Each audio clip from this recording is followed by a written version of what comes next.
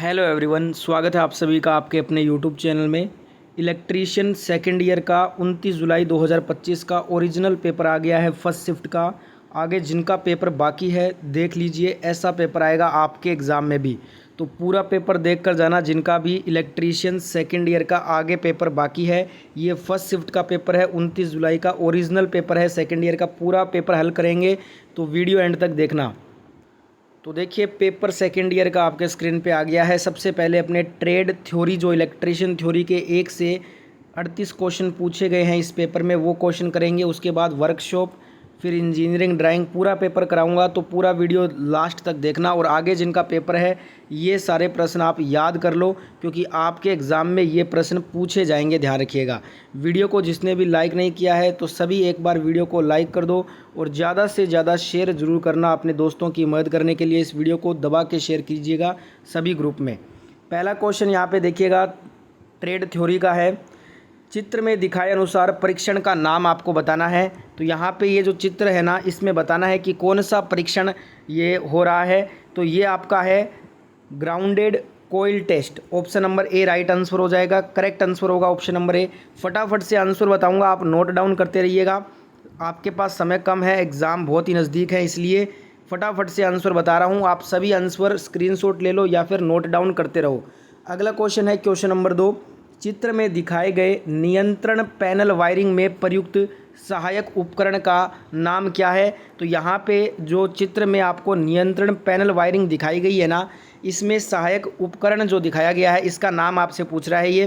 तो इसको बोलते हैं केबल बांधने का पट्टी, cable binding straps and button इसको कहा जाता है। ए नंबर ऑप्शन यहाँ पे हमारा राइट आंसर होगा इस क्वेश्चन का।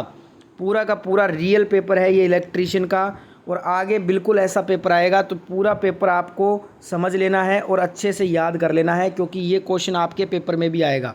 क्वेश्चन नंबर 3 है, अल्टरनेटर के समानांतर संचालन से पहले कौन सी शर्त पूरी होनी चाहिए।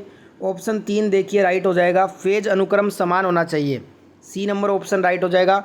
एक्सप्लेन नहीं करूंगा यहाँ पे आपको क्वेश्चन को, क्योंकि समय कम है। फटाफट से पूरा पेपर हल करना है, बाकी और भी पेपर आ रहे हैं तो उनको भी हल करना है, इसलिए फटाफट से आंसर बता रहा हूँ आपको मैं।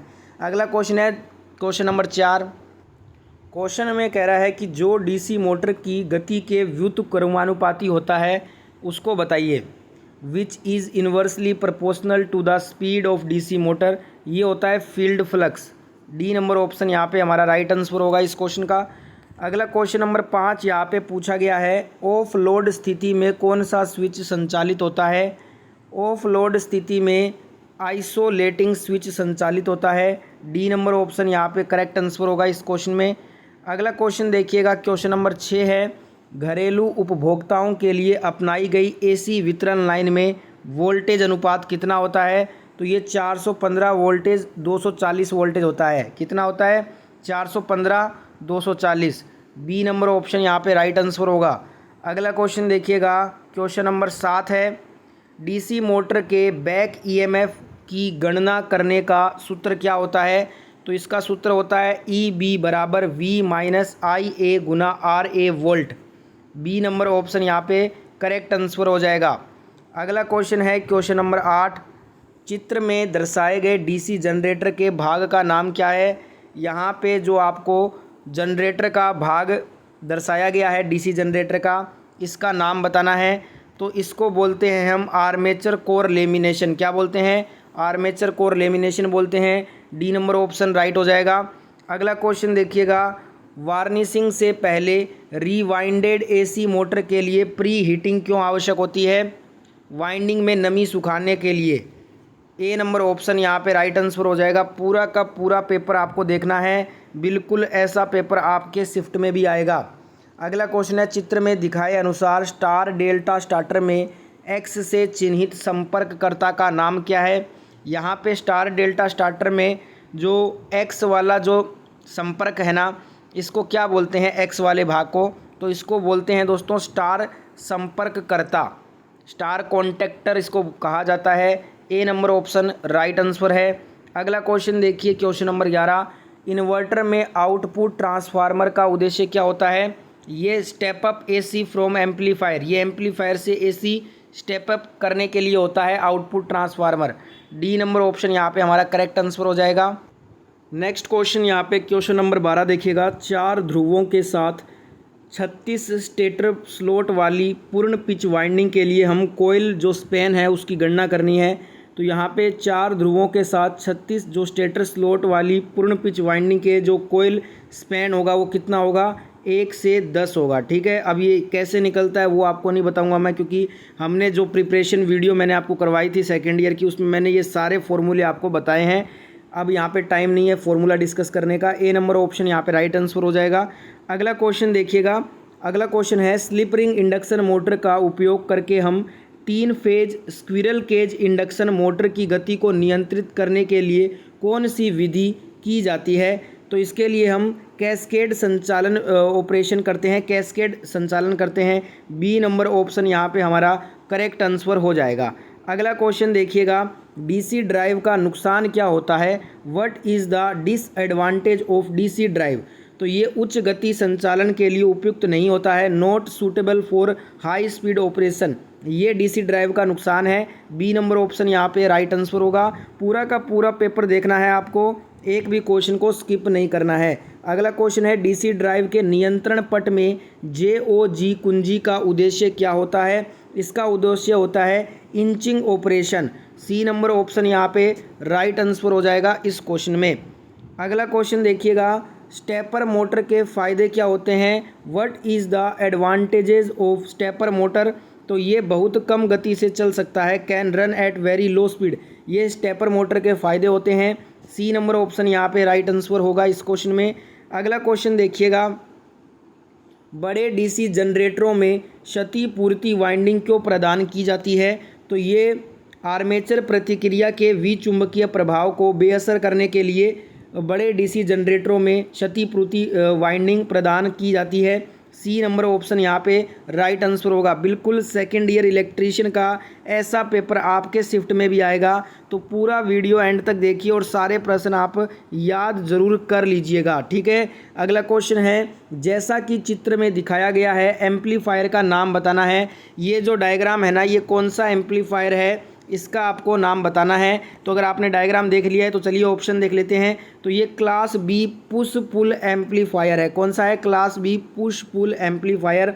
सारे डायग्राम याद करके आना है आपको, एग्जाम में डायग्राम वाले क्वेश्चन बहुत ज़्यादा आ रहे हैं।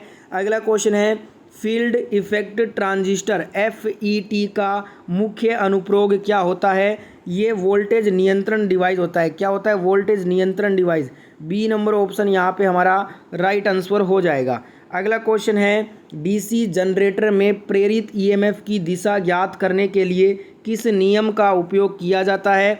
इसके लिए फ्लेमिंग के दाहिने हाथ का नियम का उपयोग किया जाता है। ए नंबर ऑप्शन यहाँ पे करेक्ट आंसर हो जाएगा। अगला क्वेश्चन देखिएगा। दोलक सर्किट में दोलनों या तरंगों को बनाए रखने के लिए कौन सा सर्किट आवश्यक होता है। इसके लिए होता है पॉजिटिव फीडबैक सर्किट, सकारात्मक फीडबैक सर्किट होता है। डी नंबर ऑप्शन यहाँ पे हमारा राइट आंसर होगा। अगला क्वेश्चन है अल्टरनेटर के इंसुलेशन प्रतिरोध को मापने के लिए उपयोग किए जाने वाले उपकरण का नाम क्या होता है। इसको मेगर कहा जाता है। क्या कहा जाता है, मेगर। ए नंबर ऑप्शन यहाँ पे करेक्ट आंसर हो जाएगा। अगला क्वेश्चन है 3 कला प्रेरण मोटर में किस गति को तुल्यकालिक गति कहते हैं। ये चुंबकीय क्षेत्र की गति को घुमाते हुए रोटेटिंग मैग्नेटिक फील्ड स्पीड को कहते हैं। ए नंबर ऑप्शन राइट आंसर होगा इस क्वेश्चन का। पेपर को सभी एक बार लाइक कर दीजिएगा। जितने भी दोस्त वीडियो देख रहे हो सभी के सभी एक बार वीडियो को लाइक और शेयर ज़रूर कीजिए। अगला क्वेश्चन है प्रवर्धन के लिए NPN ट्रांजिस्टर के लिए किस प्रकार की अभिनीति की आवश्यकता होती है। तो इसके लिए बेस पॉजिटिव, एमिटर नेगेटिव और कलेक्टर पॉजिटिव की अभिनीति की आवश्यकता होती है। बी नंबर ऑप्शन यहाँ पे राइट आंसर है। अगला क्वेश्चन डायग्राम वाला है। फिर से चित्र में दिखाए अनुसार रोटरी स्विच का किस प्रकार का हैंडल डिज़ाइन दर्शाया गया है। ये आपका रोटरी स्विच का हैंडल का डिज़ाइन है। आपको बताना है ये कौन सा वाला हैंडल का डिज़ाइन है। तो ये आपका सिक्के का स्लॉट है। कौन सा है, कॉइन स्लॉट। ए नंबर ऑप्शन यहाँ पे राइट आंसर होगा। अगला क्वेश्चन देखिएगा। स्प्लिट फेज इंडक्शन मोटर में मेन वाइंडिंग और ऑक्सिलरी वाइंडिंग के बीच इलेक्ट्रिकल डिग्री कितना होता है। 90 डिग्री का होता है। बी नंबर ऑप्शन यहाँ पे राइट आंसर होगा।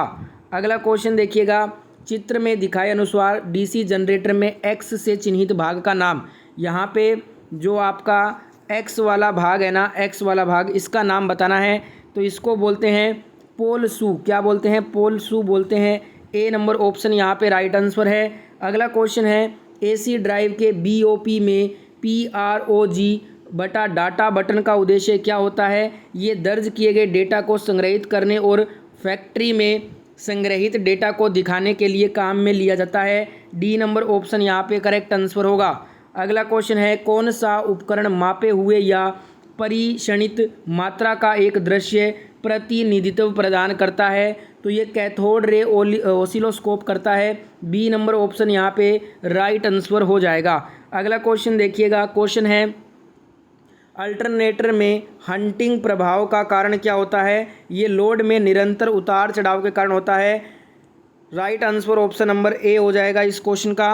अगला क्वेश्चन क्या कह रहा है? क्वेश्चन है, चित्र में दर्शाए अनुसार ओवरहेड लाइन जोड़ का प्रकार बताना है। यहाँ पे आपको चित्र में दर्शाया गया है, आपको बताना है ये कौन सा ओवरहेड लाइन का जोड़ है। तो ये बैटरी चार्जिंग सर्किट है। क्या है? बैटरी चार्जिंग सर्किट है। राइट आंसर यहाँ पे बी नंबर ऑप्शन यहाँ पे राइट आंसर हो जाएगा। अगला क्वेश्चन देखिएगा, चित्र में दिखाए अनुसार नियंत्रण सर्किट का नाम बताना है। यहाँ पे आपको जो चित्र दिखाई दे रहा है ना, इसमें आपको बताना है ये कौन सा नियंत्रण सर्किट है, इसका नाम बताना है। तो ये आपका चयनकर्ता स्विच के साथ जॉगिंग कंट्रोल सर्किट है। ठीक है, बी नंबर ऑप्शन राइट हो जाएगा। सारे डायग्राम आप रट कर जाओ, डायग्राम वाले हर शिफ्ट में क्वेश्चन आ रहे हैं। अगला क्वेश्चन है, किसी कंपाउंड मोटर की विशेषताओं में परिवर्तन किए बिना उसके DOR को बदलने का बेहतर तरीका क्या होता है? आर्मेचर करंट की दिशा बदलने से।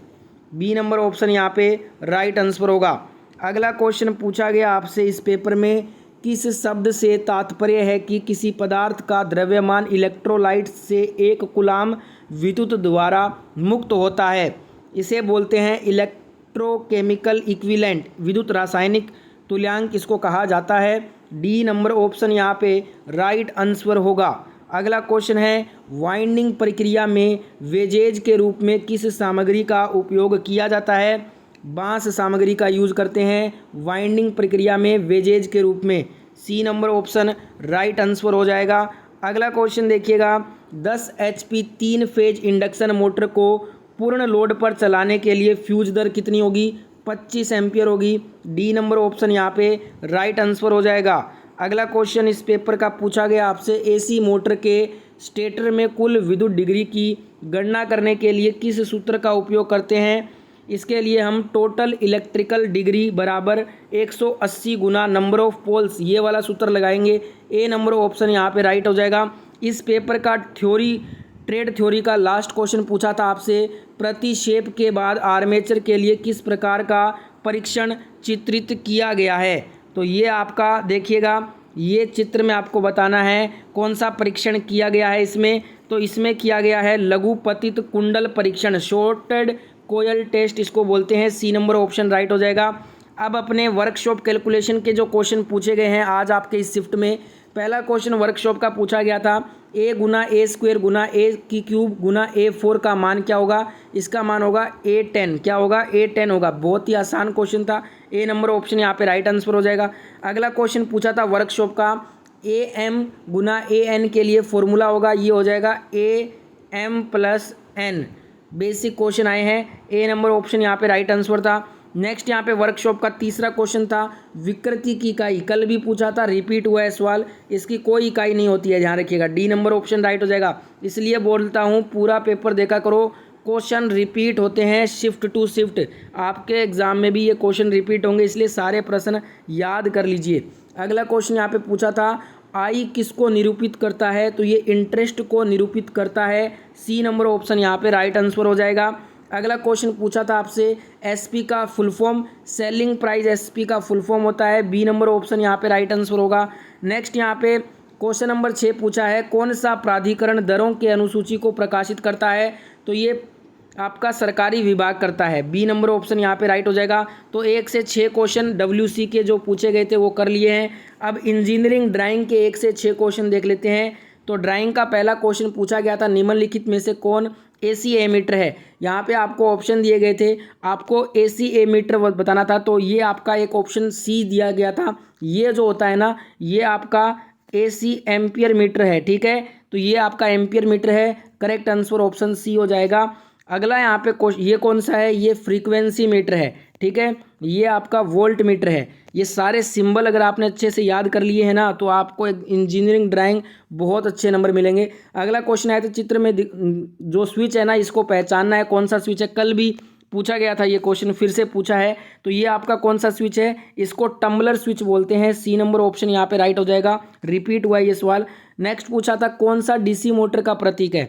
DC मोटर का सिंबल बताना था आपको। तो ये जो होता है ना, ये आपका DC मोटर का सिंबल है। D नंबर ऑप्शन, ये DC मोटर का सिंबल होता है। नेक्स्ट पूछा था, दिए गए प्रतीक को पहचाने। यहाँ पे आपको एक प्रतीक दिया गया था, उसको पहचानना था। ये प्रतीक था, देखिए मैं आपको बता देता हूँ, ये आपका प्रतीक था, ठीक है। ये कौन सा है, तो आप देख, ये आपका AC है। कौन सा है, AC है ये। B नंबर ऑप्शन यहाँ पे राइट आंसर हो जाएगा। नेक्स्ट पूछा गया था आपसे क्वेश्चन, लाइन इंसुलेटर की सामग्री क्या होती है। पोर्सलिन क्ले की होती है। क्या होती है, पोर्सलिन क्ले की। D नंबर ऑप्शन यहाँ पे राइट हो जाएगा। और यहाँ पे अगला क्वेश्चन पूछा था इस पेपर में इंजीनियरिंग ड्राइंग का, प्रत्यक्ष और प्रत्यावर्ती करंट के लिए प्रतीक बताइए।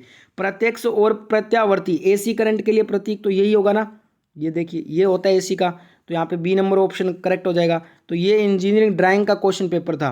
तो हमने यहाँ पे इलेक्ट्रीशियन थ्योरी का सेकेंड ईयर का ओरिजिनल पेपर फर्स्ट शिफ्ट का 29 जुलाई 2025 का कंप्लीट कर लिया है। ES के क्वेश्चन मैंने नहीं कराए हैं। मैं ES के एम्प्लॉयबिलिटी स्किल के जो 25 क्वेश्चन पूछे गए हैं आपसे, वो मैं आपको शाम को जो वीडियो अपलोड करूंगा, उसमें मैंने तीनों शिफ्टों में जो क्वेश्चन 75 क्वेश्चन बनेंगे, वो सारे एक साथ अपलोड कर दूंगा। तो देख लीजिएगा वो वीडियो। और आगे जिनका पेपर है ना, बिल्कुल ऐसा पेपर आपके शिफ्ट में भी आएगा। तो पूरा वीडियो आपने अगर देख लिया है और याद कर लिया है, तो बार बार इस वीडियो को देखिए, रिवाइज कर लीजिए सारे क्वेश्चन। मैं मिलता हूँ नेक्स्ट वीडियो में।